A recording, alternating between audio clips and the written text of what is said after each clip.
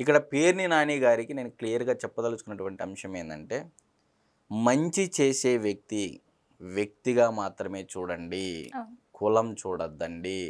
కమ్మోడైనా, రెడ్డి అయినా, కాపు అయినా ఎవరైనా సరే చేసే మంచిని చూడండి. దయచేసి కులాన్ని చూడొద్దండి. ఇది ఈ వీడియో చూసినటువంటి ప్రతి ఒక్కరికి నేను చెప్పేదేందంటే, చేసే మంచి పని, మంచి వ్యక్తిని చూడండి ఆ వ్యక్తిలో అని చెప్పేసైతే నేను చెప్పదలుచుకున్నాను. ఇకపోతే పవన్ కళ్యాణ్ గారు వచ్చారు. నిరంజన్‌ని కలిసడం జరిగింది. అవును. కలిసిన తర్వాత కొన్ని కోరికలు కోరడం జరిగింది.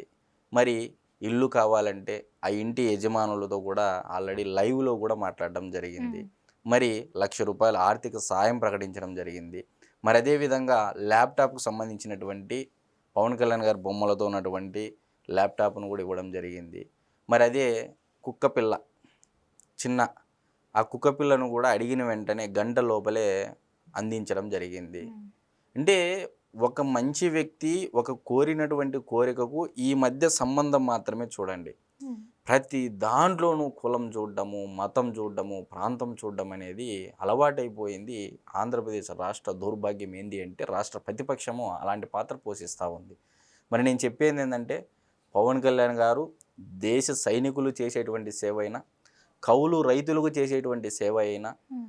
మరి అభిమానుల కోరిక మేరకు వచ్చి తను స్పందించేటువంటి తీరు అయినా, ఏది అయినా పవన్ కళ్యాణ్ గారి యొక్క వ్యక్తిత్వానికి ప్రతీకగా నిలుస్తూ ఉంది.